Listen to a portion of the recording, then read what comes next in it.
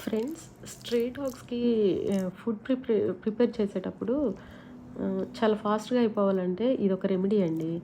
First rice తీసుకొని దాంట్లో కొంచెం ఎక్కువ వాటర్‌లో కుక్ చేసామండి. అంటే ఎక్కువ ఆహ్, వాటర్‌లో ఎక్కువ కుక్ చేసాము. అది ఒక గ్రేవీలాగా అయిపోయింది. ఓవర్ కుక్ చేసామనమాట. అది గ్రేవీలాగా అయిపోయిన రైస్‌ని దించేసి దాంట్లో ఎగ్స్ కొన్ని పోసేసాము పగలగొట్టేసి. ఆ వేడి మీద ఈ ఎగ్స్ కుక్ అయిపోతాయి కదా! అందుకోసం అని చెప్పేసి ఆ పని చేశాము. రైస్ ఉడికేటప్పుడే జస్ట్ లైట్‌గా కొద్దిగా పసుపు, కొంచెం ఉప్పు వేసాం. చాలా అంటే చాలా తక్కువ వేసామనమాట. పసుపు, ఉప్పు. ఆ ఎగ్స్ పోసేసిన తర్వాత కొంచెం కర్డ్ కూడా దాంట్లో వేసామండి.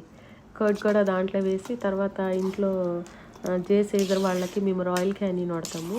ఆ రాయల్ క్యానిన్ ఒక 2 గుప్పుళ్ళు వేసామండి. వేసి మొత్తం మంచిగా మిక్స్ చేసేసాము. ఇలా అయిపోయిందండి. చాలా గ్రేవీలాగా అయిపోయింది. దీన్నేం చేయలేదు. అసలు మేము మెదపటం గానీ, గ్రైండ్ చేయటం గానీ ఏం చేయలేదు. బాగా ఓవర్ కుక్ చేశామనమాట. ఓవర్ కుక్ చేసినప్పుడు ఇలా అయిపోయింది. లాస్ట్‌లో కొంచెం గట్టిగా అనిపిస్తే కొంచెం వాటర్ యాడ్ చేశానండి. డాగ్స్ అన్నీ కూడా ఈరోజు స్ట్రీట్ డాగ్స్ అన్నీ కూడా చాలా ఇష్టంగా తిన్నాయండి.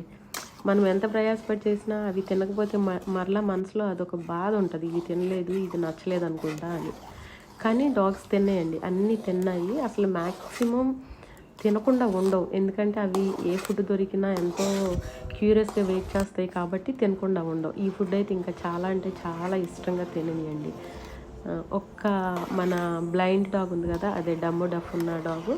ఆ ఒక్క డాగ్ మాత్రం అంత కొంచెం తినేసి వదిలేసింది. దానికి మాత్రం కొన్ని బిస్కెట్స్ పెట్టాననమాట. మిగతా డాగ్స్ అన్నీ చాలా అంటే చాలా ఇష్టంగా తిన్నాయి. స్ట్రీట్ డాగ్స్‌కి ఫుడ్ పెట్టేవాళ్ళు ఎవరైనా త్వరగా అవ్వాలంటే ఇలా చేయొచ్చండి. Thank you.